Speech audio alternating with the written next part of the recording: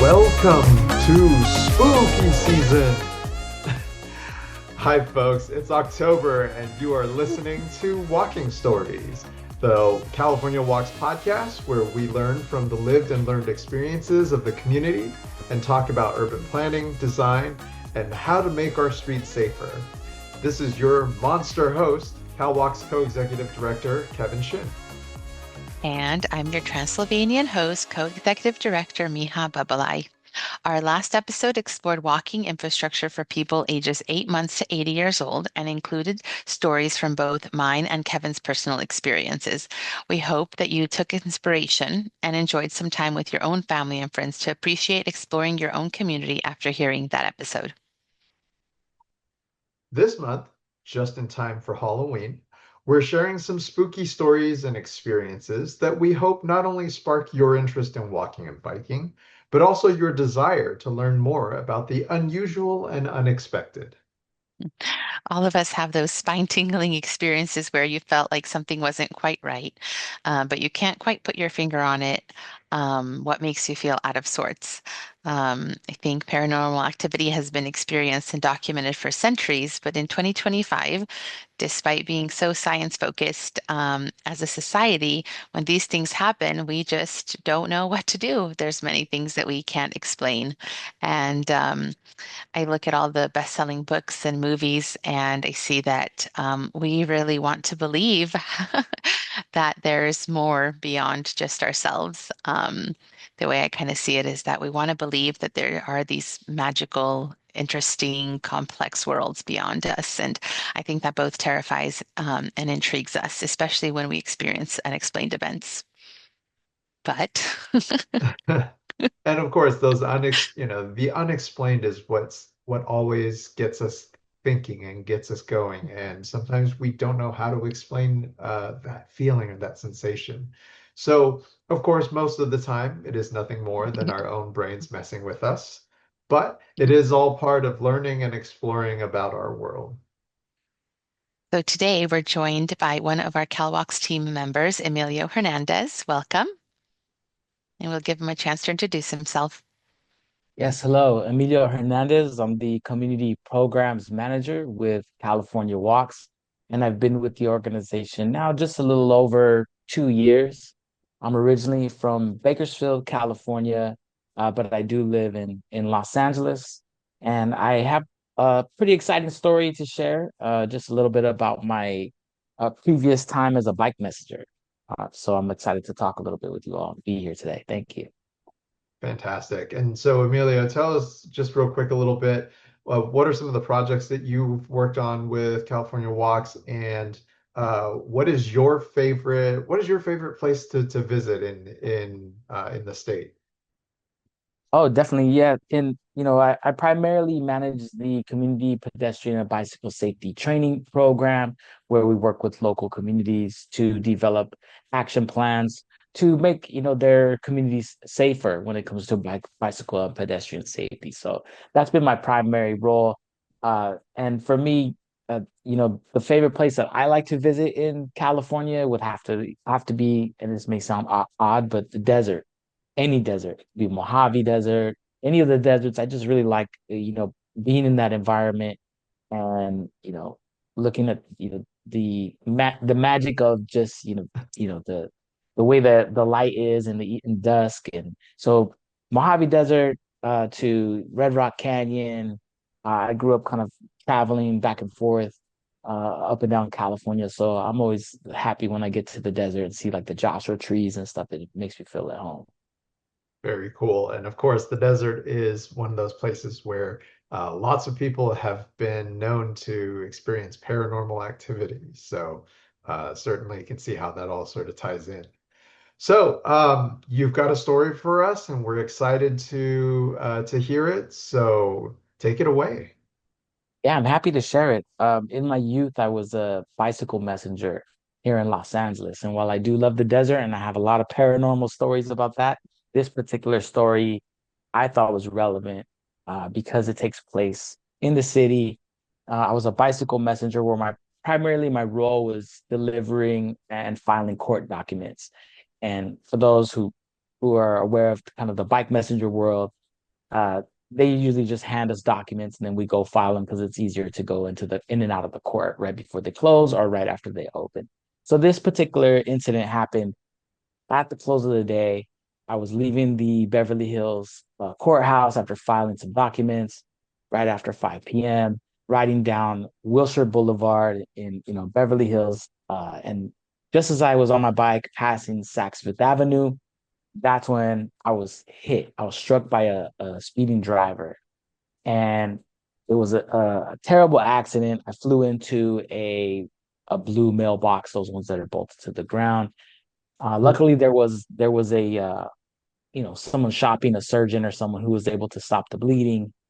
I don't remember the incident at all. I just remember waking up. So I only know what the police told me later. But when I woke up, a doctor was sewing me, stitching me, and I had some serious injuries on my skull and the side of my face. My cheekbone was shattered, and there was a lot of I was in a lot of pain. A police officer was taking my statement and asking me questions. I believe I provided him with a phone number to call. I don't really remember. It's really hazy. This is where it gets interesting, though, is after they kind of sewed me up, I was still wide awake. And they moved me into a room which was very dark, but it was kind of large room in at a Cedar Sinai. And so I was there at Cedar Sinai and in this large dark room by myself, wide awake, and I just saw all of a sudden like a projector screen almost came on, like a projector light. It was just a flash of light that came on and it covered the whole room. The room went from dark to bright light instantly. And as I was laying there, I could make out three figures up at the foot of my bed, and they were just kind of looking over me. They didn't have any eyes. It was just where their eyes were supposed to be. It was just black darkness. But it wasn't, I didn't get a feeling of terror or fear. It wasn't like scary. It felt actually comforting. And I couldn't move. I was kind of paralyzed and they were just staring at me. And then I started to be able to recognize who they were.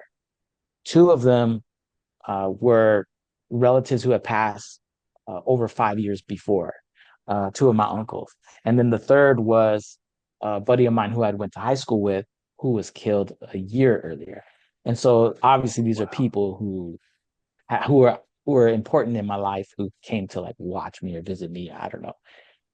And then as soon as I kind of recognized who they were, I kind of snapped out of it. I don't know how much time had passed. I just know that I just snapped out of it because I felt something squeezing my hand. And I looked over and it was morning and there was people in the room and it was one of my aunts like holding my hand. And I just became completely like overwhelmed with emotion. And I didn't share what I saw. I didn't share that with anybody until years later. But I do remember once I came out of it and I was just filled with this positive energy. I wasn't sad. I didn't feel any pain to the point where when people came in to visit me, I was not in my bed. The nurses came looking for me. I was not in my bed because I was out walking around, talking to people. And mind you, I hadn't had any surgery. Uh, they were looking for me because I had to go into surgery to repair all the damage that had been done. So I had ended up getting three screws in my cheekbone. I had staples in the side here, and for the next 2 to 3 months, I had to sleep sitting up, and just I couldn't chew food. I had to eat ice cream and ensures and stuff. But I don't really know if it really happened. Sometimes I question, did this even happen? Did I Mm, see this? But it just felt so real. mhm, And it could have been medication. I don't know, but I will say that feeling of having them visit and be there really got me through the next 2 to 3 months of pain, loneliness, depression. I can't go anywhere. I'm just kind of sitting mm, up, can't sleep. It's just very uncomfortable and very painful. But after, just reflecting on it, it really helped me through that period. So I think it's a relevant story, especially when we're talking about, transportation safety and mhm, because there's so much post care that's needed when you get into an mhm, accident or you get in a crash. It goes beyond just the physical pain. There's also the shock and the mhm, um, the emotional toll that it takes mhm, on you. So luckily, I survived and I was I was happy to see my relatives again that had passed away, even if it was under these circumstances. But yeah, that's my story. Mm. Wow. First of all, we are very glad that Yeah. you survived that and Mm. were able to, to make it through that, because that sounds quite scary. And frankly, um, the fact that Mm. the injuries to you sounded quite serious, and you seem to have recovered entirely from that, right? So, Yeah. yeah, wow. That's amazing. So Yeah. So, I Um, mean, tell us a little bit more, like how long had you been a bike messenger at that point before this incident happened? And was this your first encounter with like a collision or a crash of this type? Or it sounds like, I feel like I've heard other stories of bike messengers who have mhm, just had some really crazy experiences over the years. Yeah, I got involved as a bike messenger. A friend of mine, I was looking for a job. A friend of mine said, "Hey, I work for this attorney service. They're hiring." So he got me and a bunch of our other friends mhm, jobs there. And he even gave me a bike. He was like, "Here's a bike," because I didn't have one at the time. And so to answer your question, this was not my first, you know, um, mhm, crash. It wasn't my first injury. It was just the most severe. I would say I had been working there probably just over a year. mhm, It was an amazing experience, amazing job. I loved it. It was so much fun. You're outside, you're riding your bike like 40 miles a day.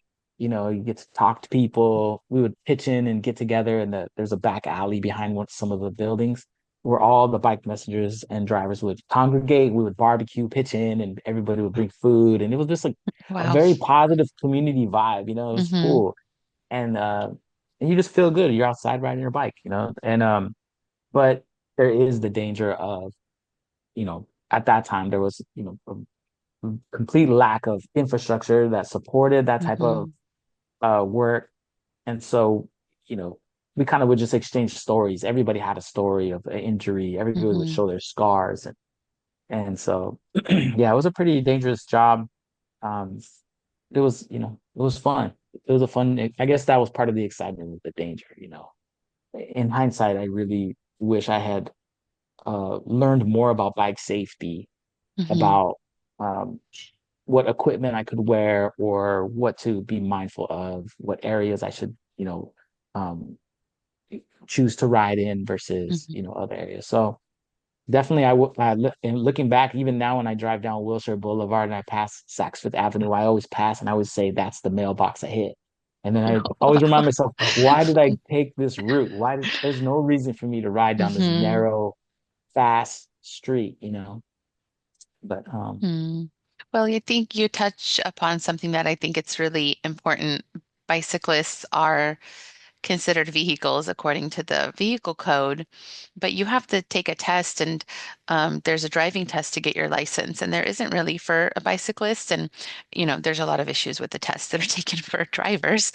But you mentioned some like categories of education that would have been really helpful for you, like personal safety, route planning, mhm. um, like being able to identify the dangers in certain types of built environments. Those are all things that like would have been so helpful, not just for you because this was your job, but even just for young people as they're like trying to explore their community. So a lot of the times when you get a bike, it's just like, here you go and explore. Like good luck. But your story really shows how education is really, really important, especially from a young age to be able to understand that. Because I personally have had experiences being hit while on a bike, and I was much younger. I was a kid, but I mean, I can look back now and think, why was I doing that? You know, um, why did I go down that street? Why did I try to cross at that time? Why did I think? And I think education helps you to feel more confident, um, and to understand what other road users might be doing. I mean, I don't know. As a kid, I never thought of the drivers, what they were doing, what they might do. That was none of my problem. What I was going to do in my next move was all I thought about. Um, but yeah, so glad you're well. And I honestly can't imagine. I lived in that area for 5 years. I can't imagine bike messengers. being there. I mean, just with how much vehicle traffic there is, and then people on motorcycles trying to beat the vehicle traffic, and then adding in bicycles. It's, yeah, wild. And I think, especially these days, to your point, Miha, like the education piece of this is something that still doesn't really happen for a lot of, for a lot of youth. And now we're adding in, on top of all the things that they already aren't learning, we're adding in more power and more capability in the form of Hmm. e-bikes. And so we're Yeah. starting to see even more problems crop up because of that. And the Yeah. backlash that comes from that has been a lot of communities uh, focused in on enforcement issues and trying to make sure that these kids, a lot of middle schoolers on e-bikes, Hmm. just trying to prevent them from, from hurting not just themselves, but really hurting others through their actions. And so I I think the education piece is something that, we can spend a lot of time talking about. And certainly as an organization, California Walks is Hmm. working towards improving the access to education. But kind of getting back to your story, Emilio, like I feel like even amongst the very sort of gung-ho bike messenger community, right? Like a lot of the things are things that people learned on the fly. They weren't Hmm. really sort of, uh, there's no formal training or formal guidance where you're sort of passing that information down from more experienced folks to the younger folks. Everybody sort of learns trial by fire. And as a result, like you said, folks took a lot of the hits and the injuries Hmm. as almost like trophies, right? They're sort of a mark of your experience, um, which is cool, and like more power to you all for that. But at the same time, it is kind of scary to think about the kinds of injuries, and certainly in those types of roles and those types of jobs Hmm. you don't get the same kind of, there's no healthcare and stuff like Yeah. you got hurt. Like it was a serious hit, not It's on just to you. you as a Yeah. person, but also to your, mental health and also your physical health and then also your bank account. So Hmm. it was really kind of a serious injury in multiple fronts for you all at that time. Um, yeah, that's wild to think about. And so it's been a little while since you've been a bike messenger, right? Do you Yeah, feel like, and oh, go ahead. it's been a while, and um, I actually credit working with CalWalks and the opportunity to take some bike safety courses and I'm an LCI, the league cycle instructor. That really helped me, one, to have more confidence in understanding the safety rules, but also just the confidence to get back out there and start biking again because I loved it so much. But Hmm. it was many years before I dared get on a bike, Hmm. and not just for me, but the impact that it had on some of my family. Like the time I was very young, my mother was freaking out. Of course, people were like, "No way you're getting back on a bike," after that. And so, Hmm. it's taken some years for me to get over it, and also for other people to feel more comfortable seeing me ride around. And I definitely choose different paths, and I definitely have a greater understanding and a newfound kind of confidence Hmm. in knowing the rules and knowing what to look out for, how to Hmm. ride in a way that is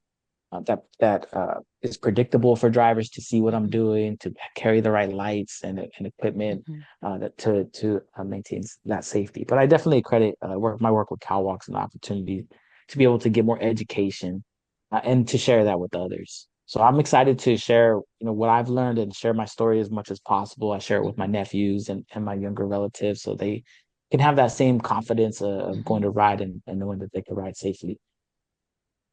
That's great. Yeah, that's what I was going to ask is what impact did becoming an LCI have? And that's great to hear. Very cool. Well, Any other sort of thoughts or final thoughts that you want to, that you feel like you wanted to share based on that, based on your story? I mean, it's certainly one that uh, we hope never has to happen to anybody, Yeah. of course. But if other folks are for any reason find themselves in a similar experience, what would you want them to take away from your story? Yeah, definitely. I think uh, definitely to educate yourself and do your best to be predictable when you're riding, because if you're if you're going against a car, you're going to lose every time. If you're not in a another car, if you're just walking or on a bike, the kinetic energy and the force, even though cars, for Mm-hmm. drivers, they may feel like they're not going that fast, Mm-hmm. because they're protected inside of a vehicle. But if you hit something, it causes a lot of damage. So definitely, I think trying to be more predictable and not as reckless. But obviously, when you're younger, you kind of have this sense of, being indestructible, and like you said, Kevin, earlier, it was kind of like a badge of honor if you could walk away from a couple of incidences and you had a couple scars to show. But it's not worth it. I would much rather have not had the incident at Mm-hmm. all. Even though I did get to have some visitors, from the other side, I still would rather have not had the incident. Mm-hmm. Um, it took a long time to get over, and even to this day, there's still some minor things that bother me. There's still Mm-hmm. like some numbness and feeling that I Mm-hmm. haven't fully recovered in my face. But yeah, I guess the lesson, just to reiterate that lesson, just do your best to educate yourself and try to be as predictable as possible in writing. For sure. Well, that was certainly quite the story, and we're really thrilled that you were willing to come and share that with us. So, speaking of stories, I have a story of my own from a trip to Chicago last year. Nothing near as dramatic as what you experienced, but hopefully something that uh, that it just is fitting for the season. Yeah, let's hear it. Sure. So one of my favorite things when visiting new cities or even cities that I've been to before is to start to look for things off the beaten path. In Chicago, which is a city that's known for having lots of these things, like the International Museum of Surgical Science and the Medieval Torture Museum, neither of which I've actually yet visited, but are still on my list of places to visit. And so I certainly did some of the touristy things last year. Like it was actually my first time going up to the sky deck of the Willis Tower, even though Mm-hmm. I've been to Chicago several times for work. I really tried to focus on going places that weren't typical for tourists to check out. That included one day going to the Montrose Bird Sanctuary, where I shot that clip that we used for one of the grant applications, and then also checking out the Chicago Pedway. And so like many other Midwest cities with a reputation for being kind of insanely cold during the winters, Chicago has a whole series of underground and sort of street level tunnels that connect many of the hotels and businesses, like business skyscrapers throughout the downtown area south of the river. That means that, and it's theoretically possible to traverse entire sections of downtown without stepping Mm-hmm. outside. And I knew that a similar system existed in Minneapolis, but was surprised to learn during my research about this system in Chicago. And so I knew I had to go and check it out. So I picked a day and started my exploration under the Swiss Hotel in sort of the northeastern corner of Mm-hmm. downtown. And I knew from looking at a map that it was going to be fairly close to the end of like one end of the Pedway, and so would allow me to do a lot of exploration from there. And uh, getting to the hotel was easy enough. Finding the initial signage off the lobby was easy enough. And then getting down to the first level basement was just fine. Then signage started to get really scarce, and it took a little bit of hunting to figure out where I was headed. And the initial section, was pretty easy to traverse. It looked a lot like the hallway of a government building, just, missing all the natural light because it's all primarily underground. That first section in the cluster of buildings north of Millennium Park required at least one outdoor transfer and was otherwise kind of a tangled web of interconnected areas that got a little confusing to navigate at first. But as I headed deeper into the buildings and into the system, the logic of it became a lot clearer. Hmm. And the tunnels connecting many of the buildings that I had walked past from street level during this trip, and even interconnected many of the subway stations in Chicago to each other. So I followed the little emblem, which was a compass rose, indicating the pedway, and I strolled down past places that were very familiar, like the Macy's downtown. Hmm. I also found a stained glass exhibit, sort of hidden deep in the bowels of the system. There were lots of restaurants and stores, and then eventually found myself at the Daily Center and Chicago City Hall. So everything had sort of been going pretty well, and I was starting to feel really confident about navigating the system until I suddenly found myself stumped on where to go next. And so, according to the map and the info from the internet, which I know is famous last words, I was supposed to be going down these stairs and to find a set of doors that was supposed to take me north under another building and then through that to the subway stop at Clark and Lake. But when I got down there, the doors, the doors were mostly closed except for one door. And it's, this was like a bank of six or so doors. Only one door was open and it was propped open. And there was simply no light beyond that door. And it was so dark and it was so pitch black. It felt like it was actually absorbing the light from the hallway I was standing in. So I'm standing there at this door and I take out my cell phone and, I turn on the flashlight and I shine it into the space thinking that, oh, maybe there's just, maybe I'll just be able to look in and Hmm. see where the other end of it is. But nothing, just total blackness, total darkness, nothing met with nothing but a black abyss. And so even the floors seemed to be kind of absorbing the light. And so, like, you couldn't even really see the floor that well. It just all sort of, it just all sort of like the light was just disappearing into nowhere. So I'm standing there at this doorway, and the light coming from behind me, and just nothing but darkness ahead of me. And I hesitate um, and you all have known me well enough at this point that you know that I'm a bit of an adventurer, and so not many things give me pause, but this stopped me dead in my tracks. So I closed my eyes, took a deep breath, centered myself, and I grabbed my phone, turned on the video recording just in case something, right? And turned on the flash and started and I took a step and I just started to walk in. So as my foot met the ground, I just kept moving forward. The light from the hallway behind me sort of fades away with every step.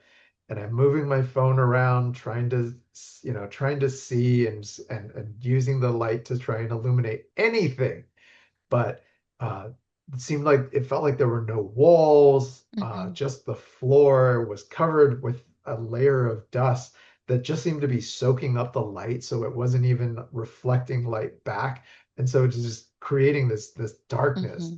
So I kept moving forward, hoping there would be something light on the other side that it was just like power outage or whatever. But no, just nothing, and just still darkness. And I step by step, I creep forward. And at this point, I'm starting to feel like I can hear my heartbeat echoing in my head. And finally, up ahead, I'm moving my phone and I catch a glint of something metallic. And so I head over there. And as I'm heading towards the object, it slowly takes the form of a floor sign. Uh, and it seemed to take forever to get there, but when I finally reached the sign, it's just, it's one of those sort of like metal freestanding Hmm. signs with the glass on either side, Hmm. and there's just a piece of paper in there that says tunnel closed in big capital letters with the Pedway compass rose emblem at the bottom. And of course, this was placed in front of what appeared to be a whole bank of glass doors that had been painted over, just like Mm. painted black, uh, all very much appearing to be locked and like chained in place. So they really didn't want people to go in there. And so I, sighed a breath of relief, turned around, but then only to be again confronted by this like area of darkness. And with just the tiny glimmer off in the distance of the light that was the hallway where I originally stepped in. So I quickened my pace and I practically sprinted for the light, which seemed to take forever to come into focus. And I burst back through the doorway into the lit hallway, and sort of bathed in that fluorescent glow that that is all lighting in government buildings.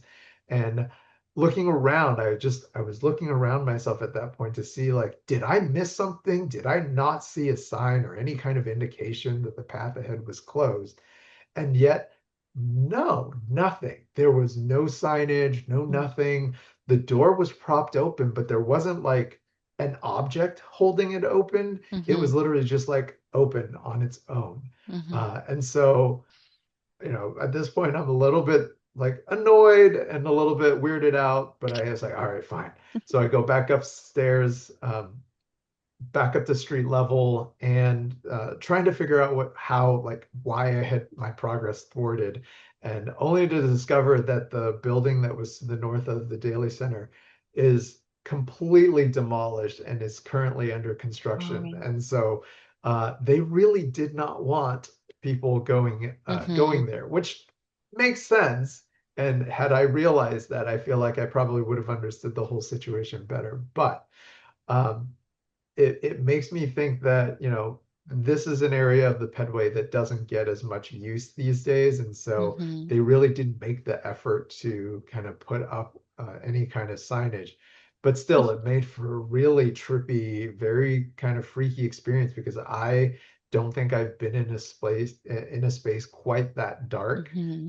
in quite a long time. And I think it's different when it's a space that is of your own making, like you're trying to really darken a room so that you can Hmm. sleep, versus walking into a space that Hmm. just feels sort of artificially dark, and not knowing what's ahead of you, and not knowing what to expect, and really not being able to see anything on the other side at all. Hmm. I think really made for a very um, just a very unnerving experience for me. So yeah, not, certainly not as dramatic, and certainly not as life changing as Emilio's Hmm. story, but still, I thought it was kind of an interesting and kind of fun moment to share with Hmm. folks. You're braver than me. I can kind of like smell what like a dusty, dark place like that would be like, having been in like cellars and um spaces like that. And yeah, I probably would have been like, okay, I'm out of here.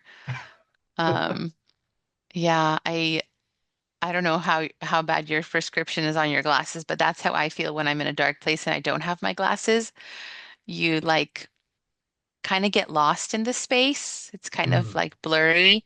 And like you said, it's like the darkness takes over. Like you just need to move forward one step at a time. So, wow.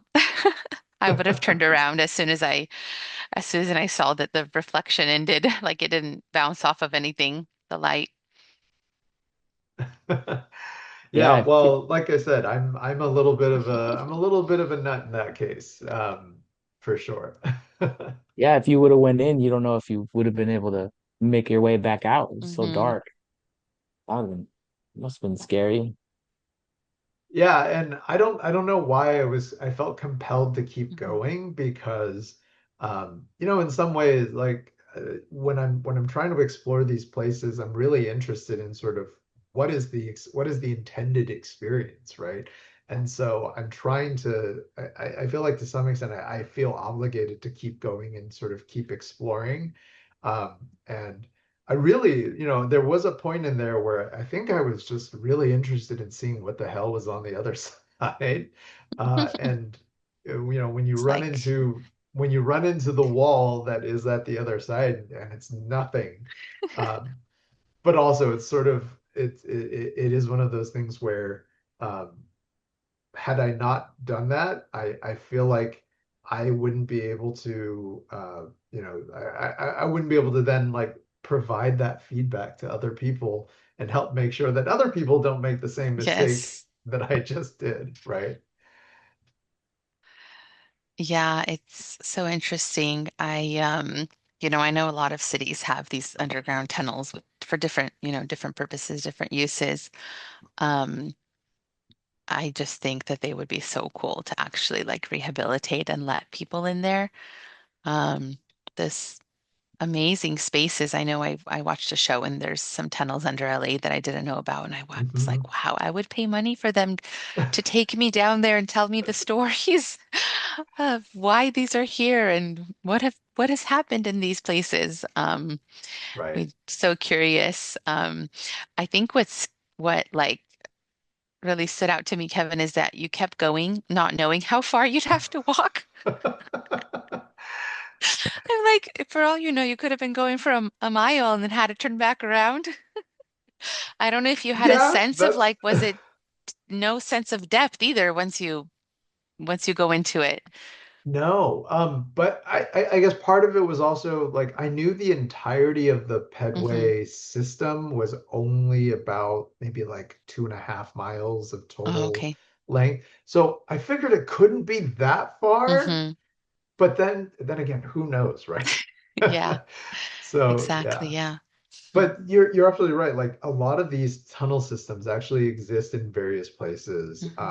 When we were leaving DC back in 2012, they had just started the process of actually rehabbing some of the tunnels that were under DuPont Circle, and the intention was actually to make one of them into make one of Hmm. the locations into a museum that was going to talk Hmm. about the history of some of those Hmm. tunnels.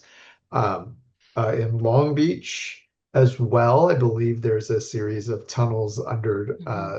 under downtown, kind of near the convention center area. I Hmm. believe there's a series of tunnels that's there also.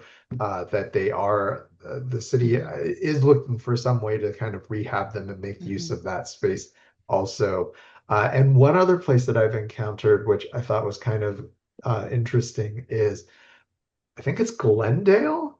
Um, I remember doing a bike audit actually in Glendale and going up one of the streets, and there is kind of a wide median, which typically indicates a street Hmm. that used to have one of the red car lines on it. Hmm. And so we'd ridden up the street and kind of gone up into the hills and come back. And as we were kind of coming back down on the side where we had stopped to talk, was just a set of steps that led down into nowhere because it was just blanked off with concrete. Hmm. And I turned and asked the local folks. I was like, "What is this?" And they're like, "Oh yeah, there's some sort of old tunnel system that leads down there, but I don't think anybody knows what Hmm. it is now." So I think there may be something up in Glendale too. So I think it would be really cool actually Hmm. for a lot of the places to identify ways to make these systems accessible to Hmm. people and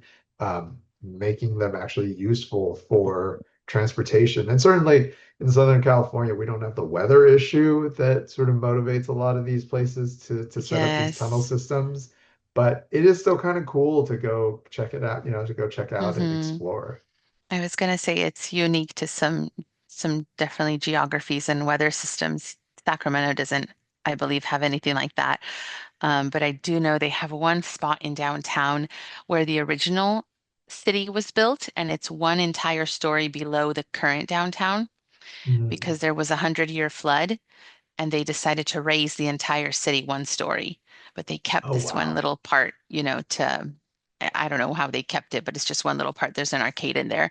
And I remember going down there and thinking like, wow. like this was the level of where the city was at, and somehow they raised it all up and left this part. Like how cool would it have been if like they risked in a way, the 100-year flood and actually kept like an underground system there.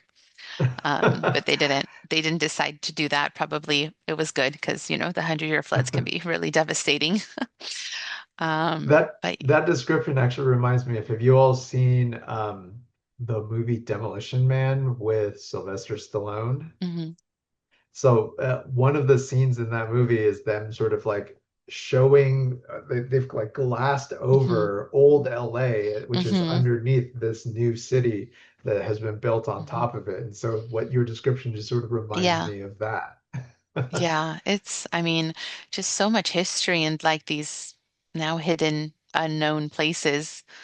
Um, that's it would be really cool. I just love history. I've taken tours of Sacramento, tours of LA, and the history is just like draws me in every time. I'm like, Right. must have been such a cool place for someone to live and explore.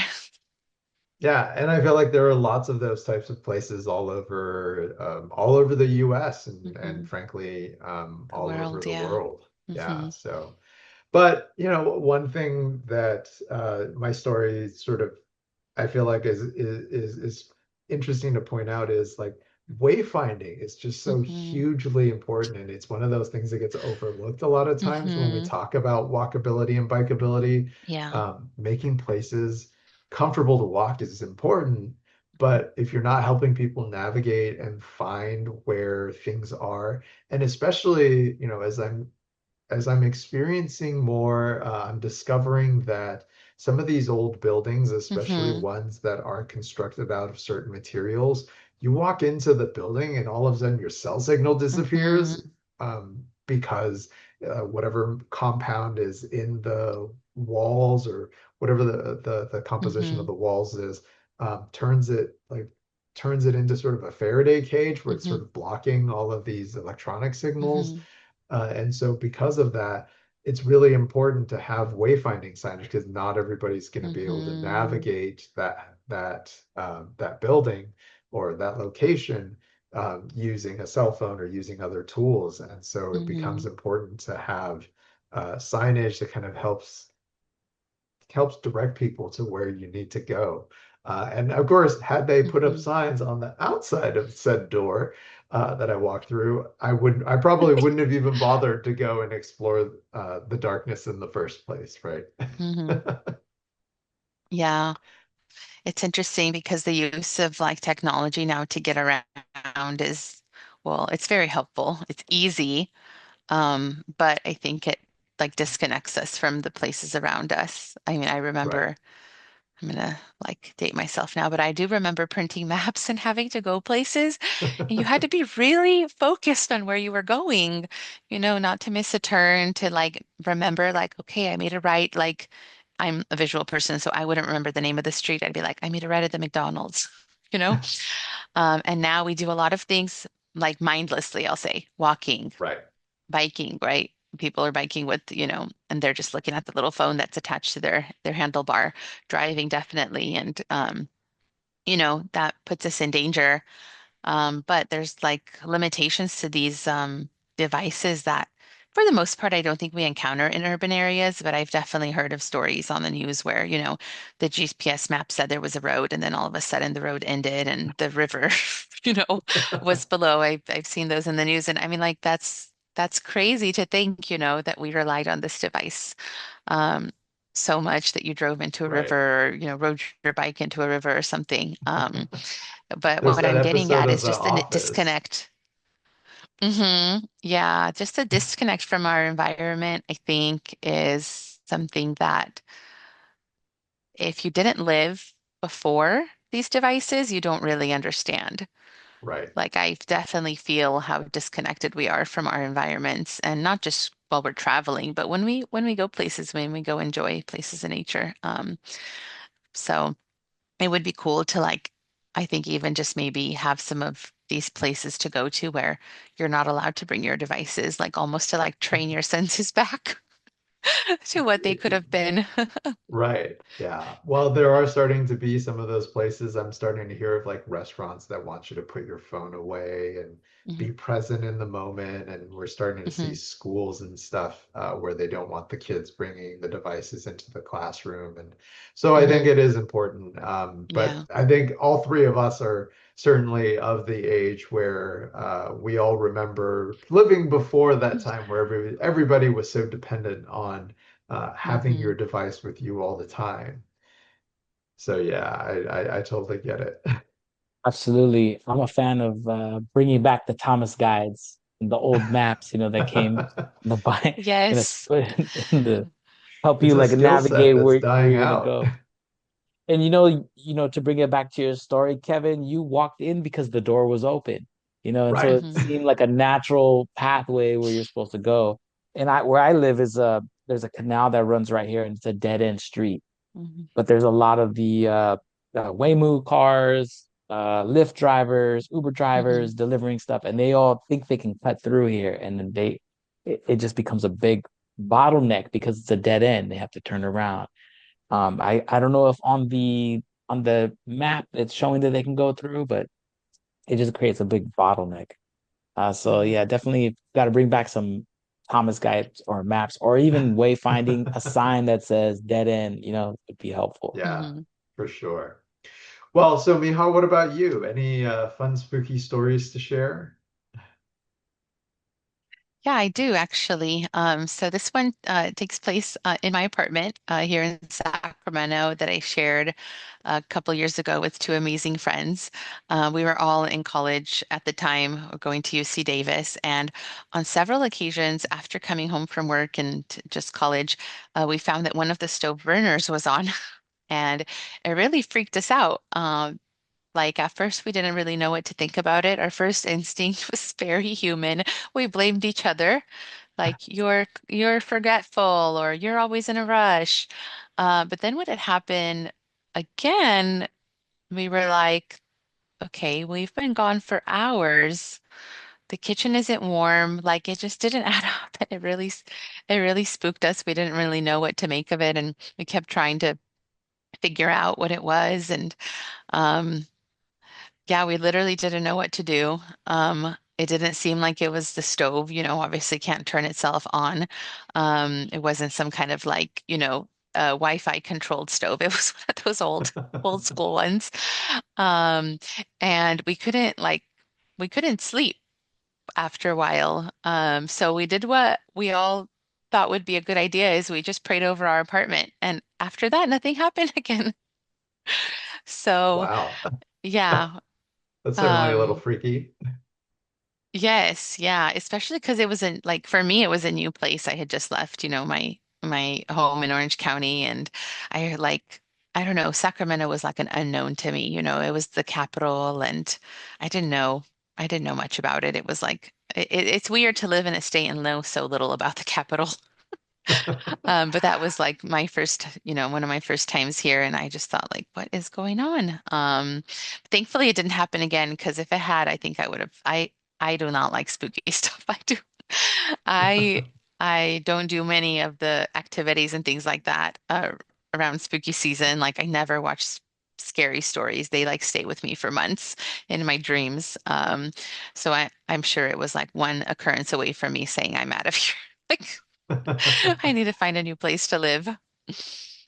So was this like a gas stove or was it like an electric or It was a gas stove. It was a gas ooh, stove. So yeah, I don't, that could really be bad. That yeah, is very scary actually.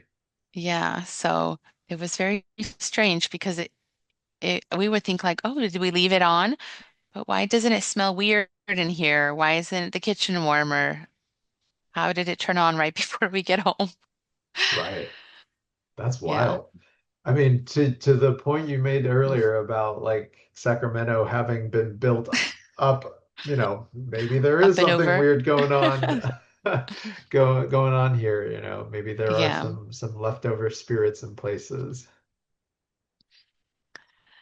Um, So, yeah, that's that's definitely one of those freaky things that Hmm. hopefully you never have to encounter again. Yes, I hope so too.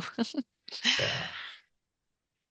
Well, cool. And I think it's great that we all have had sort of interesting experiences in different ways, and had some unusual Mhm. experiences.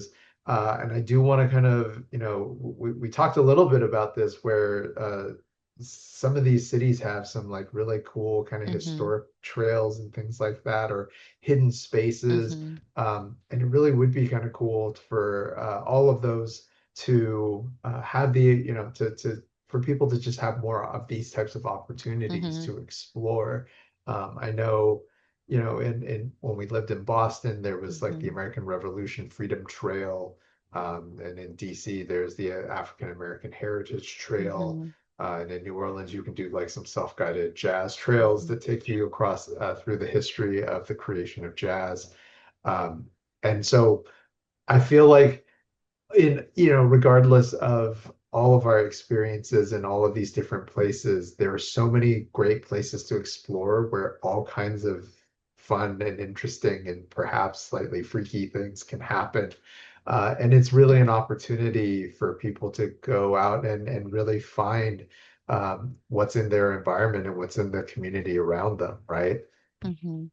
Yeah, for sure. These kinds of opportunities really encourage us, when we go to a new place to check it out, explore, learn about our surroundings, and can, I think, when paired with public transit, really make for a fun outing for the whole family and for the whole group without having to drive from place to place. Yeah, I mean, that last part's really, I think, a key aspect because we don't really see that much out here in the West Coast when it comes to public transit availability. Mhm. Our cities are really designed for cars, and with the lack of public transit options interconnecting cities, it makes it difficult to do that kind of exploration. In fact, this past weekend, I was in Santa Barbara, and I recall like looking across the city Mhm. from our hotel, and spotting the Santa Barbara Mission off in the distance. And I'm just reminded of the fact that there's a whole trail of missions that are, Mhm. that are in Southern California that were all established by the Spanish. And, without getting to the whole discussion of colonialism and all of that, it still is kind of cool to go and explore the history of all of these missions. And it would be really cool if we could figure out how to do that without relying on cars. If there was a way to interconnect, like have inner city public transportation and trains that would connect all of these locations together, and within the city itself, being able to rely on public transit to get to this historical site. Mhm. I really think it would be so cool to have that experience and have that opportunity. Yeah, that would be fun. We could also use the trails in their original form, unlike donkeys and horses.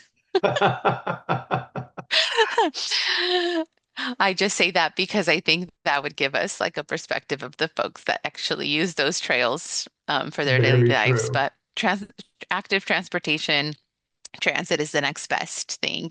I think that when there's so many places to visit, I think in SoCal, but even in California, but that you have to access them through a car, it really limits you. Yeah. You can choose only a certain amount of things within a certain given time. But if you're able to hop on and off, not, you know, not worry about where you park your car, where you're going to pay, and, are you going to miss the time? I think that we would be able to explore our community so much easier. And it would help a lot of folks visit the places that they live, um, that they probably, could live by for decades and never experience. Yeah, for sure. Well, I think with that, that's a wrap for today. Emilio, thank you again for joining us today and sharing your experience and talking with us about ours. We hope that today's episode encourages you to go out and explore your community to find something fun and spooky for the upcoming Halloween season. And if you have ideas for what you'd like to hear in the future on walking stories, or if you have a story you want to share, just comment below or reach out to us.